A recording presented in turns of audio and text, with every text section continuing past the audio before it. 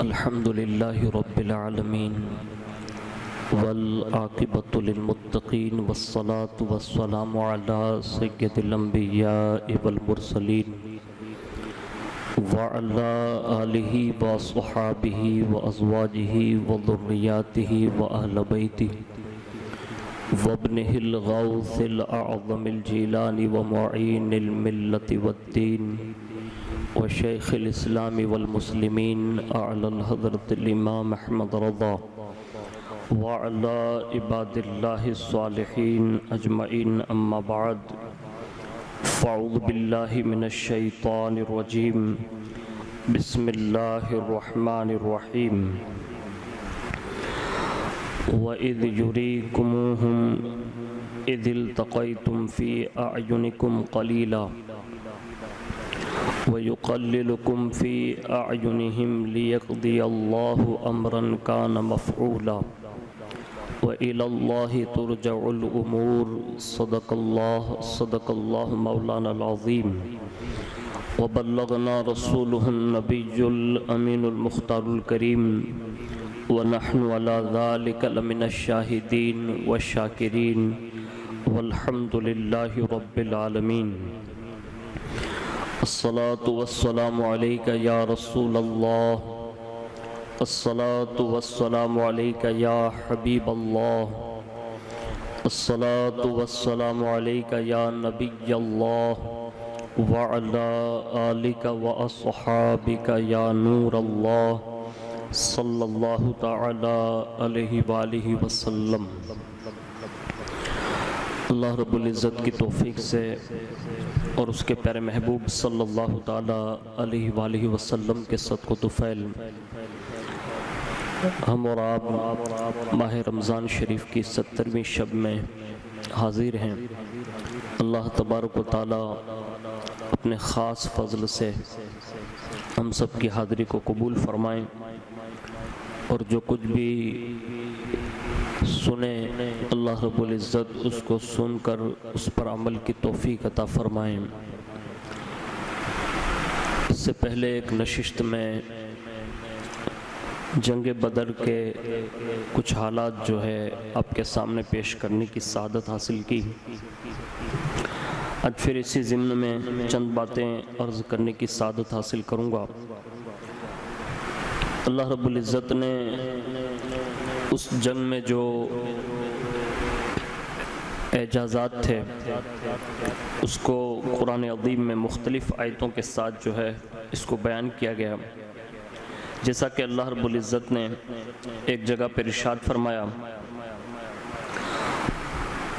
اور جب تم کو دکھائی دی وہ فوج وقت ملاقات کے تمہاری آنکھوں میں تھوڑی، اور تم کو تھوڑا دکھایا ان کی آنکھوں میں، تاکہ کر ڈالے اللہ ایک کام جو ہو چکا تھا، اور اللہ تک پہنچ ہے ہر کام کی.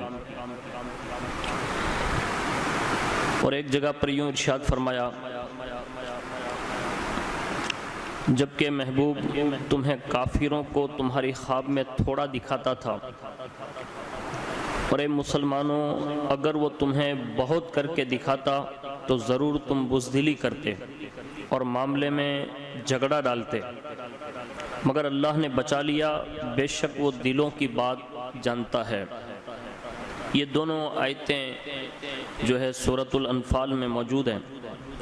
یہ بھی اسی جنگ بدر کے جو حالات ہیں اس میں ہم نے اور آپ نے پہلی نشست میں جو سنے اسی حوالے سے یہ بیان ہے. کل کی گفتگو نے ہمیں اور آپ کو اس جنگ کے جو حالات بنے اور اس کے جو وجوہات بنے اس حوالے سے ہم نے چند باتیں سماعت کی. اور پہلا جو مقابلہ اس جنگ کی جو شروعات ہوئی اور اس میں حضرت امیر حمزہ رضی اللہ تعالیٰ عنہ، حضرت سیدنا مولائے کائنات رضی اللہ تعالیٰ عنہ اور حضرت عبیدہ رضی اللہ تبارک و تعالیٰ عنہ، یہ تین جو مد مقابل آئے تھے ان کے مد مقابل یہ تین افراد جنگ بدر میں تشریف لے گئے تھے. اور اس کے بعد یہ سب کچھ ہر دو فوج کے اجتماعی حملے سے پہلے میں وقوع پذیر ہوا تھا۔ پھر دونوں فوجیں مقابلے کے لیے نزدیک ہوئیں۔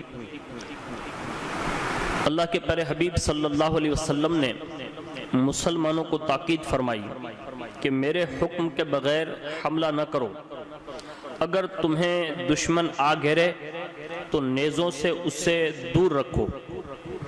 اہل اسلام نے جب جنگ سے چارہ نہ دیکھا تو اپنی تعداد کی کمی اور دشمن کی کثرت دیکھ کر اللہ تبارک و تعالیٰ کی بارگاہ میں دعا کرنے لگے۔ حضرت بھی صفحے درست کرنے کے بعد عریش میں تشریف لے آئے۔ عریش میں بجز یار غار آپ کے ساتھ کوئی نہ تھا۔ اس وقت حضور صلی اللہ علیہ وسلم قبلہ رو ہو کر اس طرح دست بدعا ہوئے، یا اللہ عز و جل، تو نے مجھ سے جو وعدہ کیا ہے اسے پورا کر۔ یا اللہ عز و جل، تو نے جو کچھ مجھ سے وعدہ کیا ہے وہ عطا کر۔ یا اللہ عز و جل، اگر تو مسلمانوں کا یہ گروہ ہلاک کر دے گا تو روئے زمین پر تیری عبادت نہ کی جائے گی۔ حضور صلی اللہ علیہ وسلم نے دعا میں اتنا الحاح کیا، یعنی گریہ اور زاری کی، کہ چادر شانہ مبارک سے گر پڑی۔ حضرت سیدنا صدیق اکبر رضی اللہ تعالیٰ عنہ نے چادر اٹھا کر شانہ اقدس پر ڈال دی۔ پھر آپ صلی اللہ علیہ وسلم کا دست مبارک جو ہے وہ آپ نے پکڑ لیا اور عرض کی، یا رسول اللہ صلی اللہ علیہ وسلم، آپ کو اپنے پروردگار عز و جل سے اتنی ہی درخواست کافی ہے، جو اس نے آپ سے وعدہ کیا ہے وہ جلدی پورا کر دے گا۔ عریش ہی میں حضور صلی اللہ علیہ وسلم پر غنودگی طاری ہوئی۔ جب بیدار ہوئے تو اللہ کے پیارے حبیب صلی اللہ علیہ وسلم نے ارشاد فرمایا، ابو بکر مبارک ہو، بشارت ہو، اللہ کی نصرت آ پہنچی، بشارت ہو، اللہ کی نصرت آ پہنچی۔ حضرت جبریل علیہ السلام گھوڑے پر سوار باغ پکڑے آ رہے ہیں اور ان کے دندانے پیشین پر غبار ہے۔ اس انعام کو اللہ تبارک و تعالی یوں بیان فرماتا ہے، اذ تستغیثون ربکم فاستجاب لکم انی ممدکم بألف من الملائکۃ مردفین۔ فرمایا جب تم لگے فریاد کرنے اپنے رب سے تو پہنچا تمہاری پکار کو کہ میں تمہاری مدد بھیجوں گا، 1000 فرشتے لگاتار آنے والے۔ پہلے پہل 1000 فرشتے اس جنگ میں تشریف لائے، پھر 3000 ہو گئے، بعد ازاں بصورت صبر و تقوی 5000 ہو گئے۔ شیطان نے جو بصورت سراقہ کفار کے ساتھ تھا، جب یہ آسمانی مدد دیکھی تو اپنی جان کے ڈر سے وہ بھاگ گیا۔ حضور صلی اللہ علیہ وسلم نے ایک کنکریوں کی مٹھی لے کر کفار کی طرف پھینک دی۔ کوئی مشرک ایسا نہ تھا جس کی آنکھ میں کنکریاں نہ ہو۔ اب حضور صلی اللہ علیہ وسلم نے حملہ اجتماعی کا حکم دیا۔ گھمسان کے مارکے کے وقت اللہ تعالیٰ نے کفار کو مسلمان اپنے سے 2 چند دکھائے، جس سے ان پر رعب طاری ہو گیا۔ قتل کا بازار گرم ہوا، فرشتے نظر نہ آتے تھے مگر ان کے افعال نمایاں تھے۔ کہیں کسی مشرک کے منہ اور ناک پر کوڑے کی ضرب کا نشان پایا جاتا، کہیں بے تلوار سر کٹتا نظر آتا، تو کہیں آواز آتی، اقدم حیزم، اقدم حیزم۔ یہ حیزم حضرت جبریل علیہ السلام کے گھوڑے کا نام ہے، یعنی اے حیزم آگے بڑھو، یہ حیزم آگے بڑھو، اس طرح کی آواز آتی۔ آخر کار کفار کو شکست ہوئی اور وہ بھاگ نکلے۔ خود حضور صلی اللہ علیہ وسلم عریش سے ننگی تلوار علم کیے یہ پکارتے ہوئے نکلے، سیہزم الجمع ویولون الدبر، یعنی اب بھگائی جاتی ہے یہ جماعت اور پیٹھے پھیر دیں گے۔ اس طرح آپ صلی اللہ علیہ وسلم کہتے ہوئے باہر تشریف لائے۔ حضور صلی اللہ علیہ وسلم نے لڑائی شروع ہونے سے پہلے ارشاد فرمایا تھا کہ مجھے معلوم ہے کہ بنو ہاشم وغیرہ میں سے چند لوگ بجبر و اکراہ کفار کے ساتھ شامل ہو کر آئے ہیں جو ہم سے لڑنا نہیں چاہتے، اگر ان میں سے کوئی تمہارے مقابل آ جائیں تو تم اسے قتل نہ کرو۔ حضور صلی اللہ علیہ وسلم نے ان لوگوں کے نام بھی بتا دیے تھے۔ از ان جملہ ابو البختری عاص بن ہشام تھا جو مکہ میں حضور صلی اللہ علیہ وسلم کو کسی قسم کی اذیت نہ دیا کرتا تھا۔ ابو البختری کے ساتھ جنادہ بن ملیحہ بھی اس کا ردیف تھا۔ مجدر بن زیاد کی نظر جو ابو البختری پر پڑی تو کہا کہ رسول اللہ صلی اللہ علیہ وسلم نے ہمیں تیرے قتل سے منع فرمایا ہے، اس لیے تجھے چھوڑتا ہوں۔ ابو البختری نے کہا میرے رفیق کو بھی۔ مجدر نے کہا اللہ کی قسم ہم تیرے رفیق کو نہیں چھوڑنے کے، ہمیں حضور صلی اللہ علیہ وسلم نے فقط تیرے چھوڑنے کا حکم دیا ہے۔ ابو البختری نے کہا تب اللہ کی قسم میں اور وہ دونوں جان دے دیں گے، میں مکہ کی عورتوں کا یہ طعنہ نہیں سن سکتا کہ ابو البختری نے اپنی جان بچانے کے لیے اپنے رفیق کا ساتھ چھوڑ دیا۔ جب مجدر نے حملہ کیا تو ابو البختری بھی یہ رجز پڑتا ہوا حملہ آور ہوا اور مارا گیا۔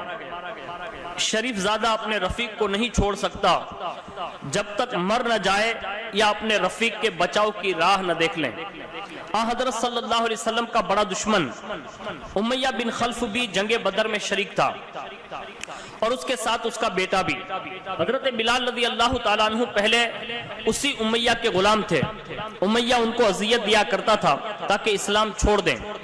مکہ کی گرم ریت پر پیٹھ کے بل لٹا کر ایک بھاری پتھر ان کے سینے پر رکھ دیا کرتا تھا، پھر کہا کرتا تھا تمہیں یہ حالت پسند ہے یا ترک اسلام؟ حضرت بلال رضی اللہ تعالیٰ عنہ اس حالت میں بھی احد احد پکارا کرتے تھے۔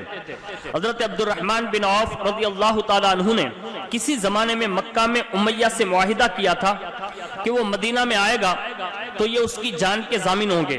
عہد کی پابندی کو ملحوظ رکھ کر حضرت عبد الرحمن بن عوف رضی اللہ تعالیٰ عنہ نے چاہا کہ وہ میدان جنگ سے بچ کر نکل جائے، اس لیے اس کو اور اس کے بیٹے کو لے کر ایک پہاڑ پر چڑھے۔ اتفاق یہ کہ حضرت بلال رضی اللہ تعالیٰ عنہ نے دیکھ لیا اور انصار کو خبر دی، لوگ دفعتاً ٹوٹ پڑے۔ حضرت عبد الرحمن رضی اللہ تعالیٰ عنہ نے امیہ کے بیٹے کو آگے کر دیا، لوگوں نے اسے قتل کر دیا، لیکن اس پر بھی قناعت نہ کی اور امیہ کی طرف بڑھے۔ امیہ چونکہ جسیم و ثقیل تھا اس لیے حضرت عبد الرحمن رضی اللہ تعالیٰ عنہ نے کہا تم زمین پر لیٹ جاؤ۔ وہ لیٹ گیا تو آپ اس پر چھا گئے تاکہ لوگ اس کو مارنے نہ پائیں، مگر لوگوں نے حضرت عبد الرحمن رضی اللہ تعالیٰ عنہ کی ٹانگوں کے اندر سے ہاتھ ڈال کر اس کو قتل کر دیا۔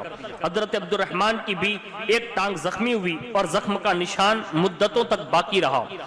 جب میدان کارزار سرد ہو گیا تو حضور صلی اللہ علیہ وسلم نے فرمایا ایسا کون ہے جو ابو جہل کی خبر لائے؟ یہ سن کر حضرت عبداللہ ابن مسعود رضی اللہ تعالیٰ عنہ گئے اور اسے اس حال میں پایا کہ افرا کے بیٹوں یعنی ماد اور معوض نے اسے ضرب شمشیر سے گرایا ہوا تھا اور اس میں ابھی رمق کے حیات باقی تھی۔ حضرت ابن مسعود رضی اللہ تعالیٰ عنہ اس لعین کے سینے پر بیٹھ گئے اور اس کی ناپاک داڑھی کو پکڑ کر کہا کیا تو ابو جہل ہے؟ بتا آج تجھے اللہ نے رسوا کیا۔ اس لعین نے جواب دیا رسوا کیا، تمہارا مجھے قتل کرنا اس سے زیادہ نہیں کہ ایک شخص کو اس کی قوم نے قتل کر ڈالا، کاش مجھے کسان کے سوا کوئی اور قتل کرتا۔ اس جواب میں اس لعین کا تکبر اور انصار کی تحقیر پائی جاتی ہے، کیونکہ حضرت معاذ اور حضرت معوض رضی اللہ تعالی عنہما انصار میں سے تھے اور انصار کھیتی باڑی کا کام کیا کرتے تھے۔ پھر حضرت ابن مسعود رضی اللہ تعالی عنہ نے اس لعین کا کام تمام کر دیا۔ یہ خبر حضور صلی اللہ علیہ وسلم کی خدمت اقدس میں لائے۔ حضور صلی اللہ علیہ وسلم نے یہ باتیں سن کر 3 بار فرمایا اللہ الذی لا الہ الا ہو، اللہ الذی لا الہ الا ہو، اللہ الذی لا الہ الا ہو پڑھا۔ 4تھی بار یوں فرمایا اللہ اکبر الحمدللہ الذی صدق وعدہ ونصر الاحزاب وعدہ۔ پھر آپ صلی اللہ علیہ وسلم حضرت ابن مسعود رضی اللہ تعالیٰ عنہ کو ساتھ لے کر اس لعین کی لاش کے پاس تشریف لے گئے اور یہ دیکھ کر فرمایا یہ اس امت کا فرعون ہے۔ حضور صلی اللہ علیہ وسلم نے جنگ سے فارغ ہو کر حضرت زید بن حارثہ رضی اللہ تعالیٰ عنہ کو اس فتح کی خوشخبری دینے کے لیے مدینہ شریف بھیجا اور اسی غرض کے لیے حضرت عبداللہ بن رہوہ रवाहा रज़ी अल्लाह ताला अन्हु को अहले आलिया यानी मदीना की बालाई आबादी की तरफ भेजा। जब हजरत ज़ैद रज़ी अल्लाह ताला अन्हु मदीने पहुंचे तो बकी में हजरत रुक़ैया बिनते रसूलुल्लाह सल्लल्लाहु अलैहि वसल्लम को दफन कर रहे थे। उस जंग में मुसलमानों में से सिर्फ 14 शहीद हुए, जिनके अस्माए मुबारक ये है: हजरत उबैदा बिन हारिस बिन मुत्तलिब बिन अब्द मुनाफ, हजरत उमैर बिन अबी वक्कास, हजरत जुल शिमालैन उमैर बिन अब्द अम्र बिन नज़ला, हजरत आकिल बिन अबी बुकैर, हजरत मिहजा मौला उमर बिन खत्ताब, हजरत सफ़ान बिन बैजा, ये 6 मुहाजिरीन में से हैं। हजरत साद इब्ने खैसमा, हजरत मुबशिर बिन अब्दुल मुंदिर, हजरत हारसा बिन सुराका, हजरत औफ व मुअव्विद बिसरान उफरा, हजरत उमैर बिन हुम्माम, हजरत राफे बिन मुअल्ला, हजरत यजीद बिन हारिस बिन फसहम, ये 8 अंसार में से हैं रज़ी अल्लाह ताला अन्हुम अजमईन। मुशरिकीन में से 70 मकतूल और 70 गिरफ्तार हुए।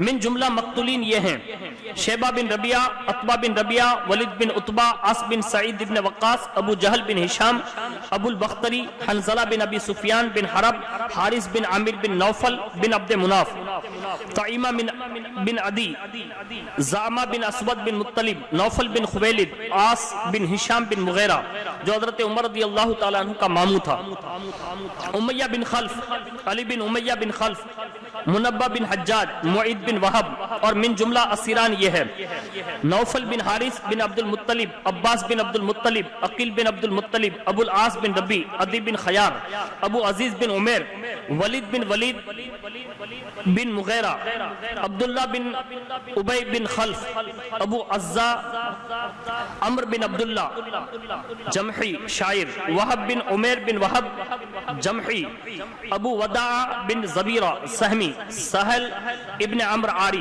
आमिरी। हज़रत सल्लल्लाहु अलैहि वसल्लम के हुक्म से मुशरिकीन मक्तूलीन में से 24 रोसा की लाशें एक गड्ढे में डाल दी गई, जिसमें मुर्दार फेंका करते थे। उमैया बिन खल्फ जो ज़ीरा में फूल गया था, उस पर जहां वो पड़ा था वहीं मिट्टी डाल दी गई और बाकी लाशों को एक जगह फेंक दिया गया। हुजूर सल्लल्लाहु अलैहि वसल्लम की आदत शरीफ थी कि जब दुश्मन पर फतेह पाते तो 3 दिन मैदान जंग में क़याम फरमाते। चुनांचे बदर में भी तीसरे रोज सवार होकर मक्तूलीन के गड़े पर तशरीफ ले गए और उनसे यूं खिताब फरमाया: ए फुला के ए फुला बेटे, ए फुला के ए फुला बेटे, क्या अब तुम्हें तमन्ना है कि अल्लाह और उसके रसूल की इताअत करते? जो कुछ हमारे परवरदिगार अज़्ज़ व जल ने हमसे वादा फरमाया था, हमने उसे सच पाया। क्या तुमने भी उसे जो तुम्हारे परवरदिगार ने तुमसे वादा किया था सच पाया? ये देखकर हजरत फारूक आदम रज़ी अल्लाह ताला अन्हु ने अर्ज किया: या रसूल अल्लाह सल्लल्लाहु अलैहि वसल्लम, आप इन बेरूह जिस्मों से खिताब फरमा रहे हैं? उस पर हुजूर सल्लल्लाहु अलैहि वसल्लम ने फरमाया: कसम है खुदा की जिसके हाथ में मोहम्मद की जान है, तुम मेरी बात को इनसे ज्यादा नहीं सुनते। फिर जनाब रिसालत माब सल्लल्लाहु अलैहि वसल्लम मुजफ्फर व मंसूरा असीरान जंग और गनाइम के साथ मदीना शरीफ को वापस हुए। जब हजरत सल्लल्लाहु अलैहि वसल्लम मकाम सफरा में पहुंचे, जो बदर से एक मंजिल है, तो आपने तमाम गनीमत मुजाहिदीन में बराबर तकसीम फरमा दी। उसी मकाम पर हजरत उबैदा बिन हारिस रज़ी अल्लाह ताला अन्हु ने, जिनका पाए मुबारक कट गया था, वफात पाई। सफरा ही में नदर बिन हारिस को कत्ल कर दिया गया। यहाँ से रवाना होकर जब इरकुद ज़बिया में पहुंचे तो हज़रत सल्लल्लाहु अलैहि वसल्लम के हुक्म से उक़बा बिन अबी मुईद कत्ल कर दिया गया। मदीने में इस फतेह की इतनी खुशी थी कि लोगों ने मुबारकबाद कहने के लिए हुजूर सल्लल्लाहु अलैहि वसल्लम का मकाम रौहा में इस्तकबाल किया। असीरा ने जंग जनाब सरवर आलम सल्लल्लाहु अलैहि वसल्लम के एक दिन बाद मदीना में पहुंचे। आपने उनको सहाबाए किराम रिज़वानुल्लाहि ताला अलैहिम अजमईन में तकसीम कर दिया था और ताकीद फरमाई थी कि उनके साथ नेक सुलूक किया जाए। चुनांचे अबू अजीज बिन उमैर का बयान है कि जब मुझे बदर से लाए तो अंसार की एक जमात में था, वो सुबह या शाम का खाना लाते तो रोटी मुझे देते और खुद खजूरें खाते। उनमें से जिसके हाथ रोटी का टुकड़ा आता वो मेरे आगे रख देता। मुझे शर्म आती, मैं उसे वापस करता, मगर वो मुझी को वापस कर देते और मैं हाथ नहीं लगाता। जिन कैदियों के पास कपड़े न थे उनको कपड़े दिलवाए गए। हजरत अब्बास रज़ी अल्लाह ताला अन्हु चूंकि दराज कद थे, کسی کا کرتا ان کے بدن پر ٹھیک نہ اترتا تھا۔ عبداللہ بن ابی رئیس المنافقین نے، جو حضرت عباس رضی اللہ تعالیٰ عنہ کا ہم قد تھا، اپنا کردہ منگوا کر دیا۔ صحیح بخاری میں سفیان بن عیینہ کا یہ قول منقول ہے کہ حضور صلی اللہ علیہ وسلم نے عبداللہ مذکور کو قبر سے نکلوا کر جو اپنا کرتا پہنایا تھا وہ اکثر کے نزدیک اسی احسان کا مواعظہ تھا۔ رسول اللہ صلی اللہ علیہ وسلم نے قیدیوں کے بارے میں اپنے اصحاب سے مشورہ کیا۔ حضرت صدیق اکبر رضی اللہ تعالیٰ عنہ نے عرض کیا، یا رسول اللہ صلی اللہ علیہ وسلم، یہ آپ کی قوم، آپ کا قبیلہ ہے، انہیں قتل نہ کیا جائے بلکہ ان سے فدیہ لیا جائے، شاید اللہ تعالیٰ ان کو اسلام کی توفیق عطا فرما دیں۔ حضرت فاروق اعظم رضی اللہ تعالیٰ عنہ نے عرض کی، یا رسول اللہ صلی اللہ علیہ وسلم، میری تو وہ رائے نہیں جو ابو بکر رضی اللہ تعالیٰ عنہ کی ہے، بلکہ میری رائے تو یہ ہے کہ آپ ان کو ہمارے حوالے کر دیں تاکہ ہم ان کو قتل کر ڈالیں۔ مثلا عقیل کو حضرت علی رضی اللہ تعالیٰ عنہ کے حوالے کر دیں، میرے فلاں رشتہ دار کو میرے سپر کر دیں۔ حضور انور صلی اللہ علیہ وسلم بے ابی ہوا و امی نے حضرت صدیق اکبر رضی اللہ تعالیٰ عنہ کی رائے پر عمل فرمایا۔ قیدیوں میں سے ہر ایک کا فدیہ حسب استطاعت 1000 درہم سے 4000 درہم تک تھا۔ جن کے پاس مال نہ تھا وہ لکھنا جانتے تھے، ان میں سے ہر ایک کا فدیہ یہ تھا کہ انصار کے 10 لڑکوں کو لکھنا پڑھنا سکھا دیں۔ چنانچہ زید بن ثابت نے اس طرح لکھنا سکھا تھا۔ بعض مثلا ابو عزا جمحی شاعر کو حضور صلی اللہ علیہ وسلم نے یوں ہی چھوڑ دیا۔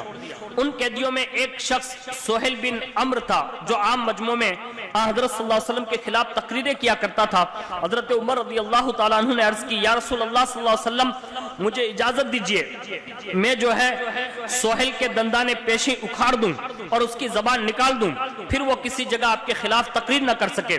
حضور صلی اللہ علیہ وسلم نے فرمایا، میں اس کا عضو نہیں بگاڑتا ورنہ خدا اس کی جزا میں میرے اعضا بگاڑ دے گا، وہ میں نبی ہوں۔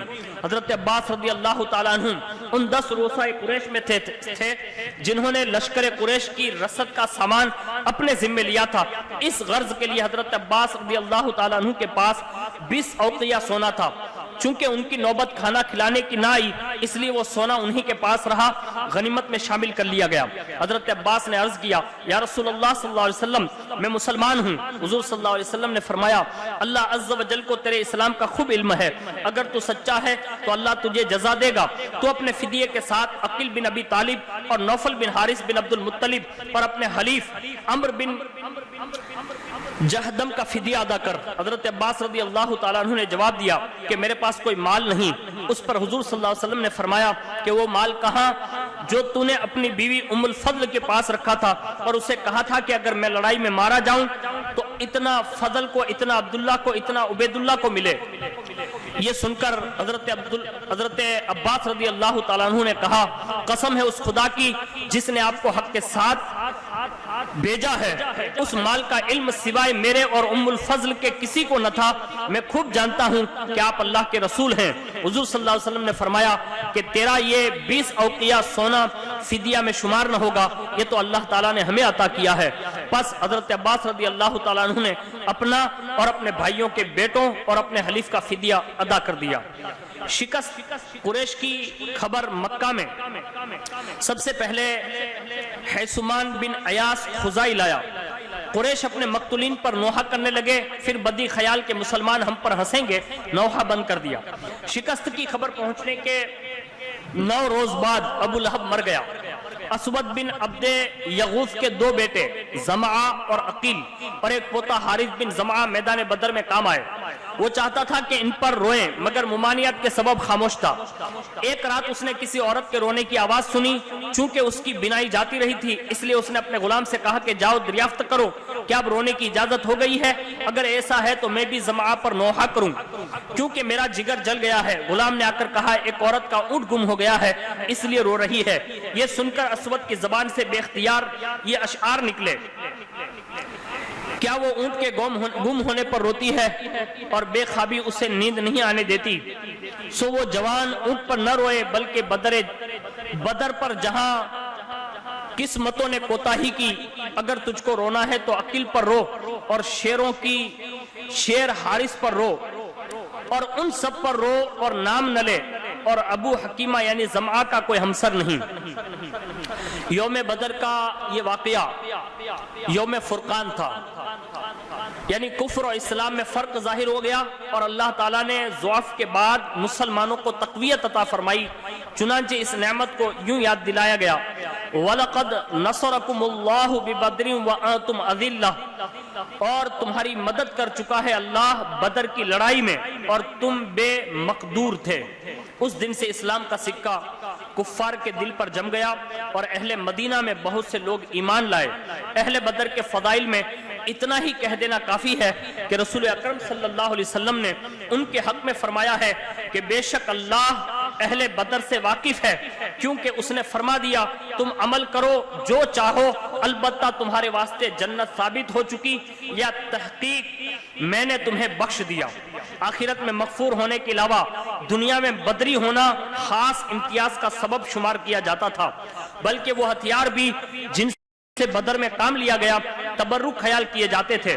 چنانچہ حضرت زبیر رضی اللہ تعالیٰ عنہ نے جو برچھی عبیدہ بن سعید بن عاص کی آنکھ میں ماری تھی وہ یادگار رہی بدی طور پر کہ حضور صلی اللہ علیہ وسلم نے حضرت زبیر رضی اللہ تعالیٰ عنہ سے مستعار لی، پھر آپ کے چاروں خلیفوں کے پاس منتقل ہوتی رہی۔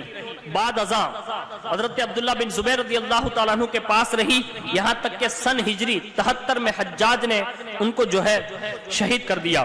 اہل بدر کے توسل سے جو بھی دعا مانگی جائے وہ بفضل الہی مستجاب ہوتی ہے، جیسا کہ مشائخ کا تجربہ ہے۔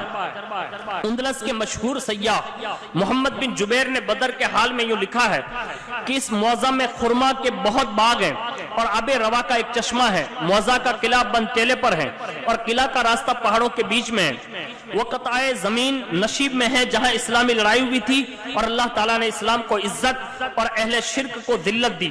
آج کل اس زمین میں خرما کا باغ ہے، اس کے بیچ میں گنج شہیدہ ہیں۔ اس آبادی میں داخل ہوتے وقت بائیں طرف جبل الرحمہ ہے، لڑائی کے دن اس پہاڑ پر فرشتے اترے تھے۔ اس پہاڑ کے ساتھ جبل طبول ہے، اس کی قطع ریت کے ٹیلے کی سی ہے۔ کہتے ہیں ہر شب جمعہ کو اس پہاڑ سے نقاری کی صدا آتی ہے، اس لیے اس کا نام جبل الطبول رکھا گیا ہے۔ ہنوز نصرت نبی کی یہ بھی ایک کرامت باقی ہے۔ اس بستی کے ایک عرب باشندے نے بیان کیا ہے کہ میں نے اپنے کانوں سے نقاروں کی آواز سنی ہے، یہ آواز ہر جمعرات اور دوشنبہ کو آیا کرتی ہے۔ اس پہاڑ کی سطح کے قریب آن حضرت صلی اللہ علیہ وسلم کے تشریف رکھنے کی جگہ ہے اور اس کے سامنے میدان جنگ ہے۔ یہ چند باتیں جو ہیں جنگ بدر کے حوالے سے پیش کرنے کی سعادت حاصل کی ہے۔ دعا کرتے ہیں اللہم انی اسألوک بحبیبک سیدنا و مولانا محمد المصطفیٰ صلی اللہ علیہ وسلم و بی اہل بدر رضی اللہ عنہم تبلغنی فی الدارین اقصى مرامی وتغفر لی ولوالدی ولمشائخی ولأحبائی ولسائر المؤمنین والمؤمنات تؤید الاسلام والمسلمین آمین یا رب العالمین برحمتک یا ارحم الراحمین۔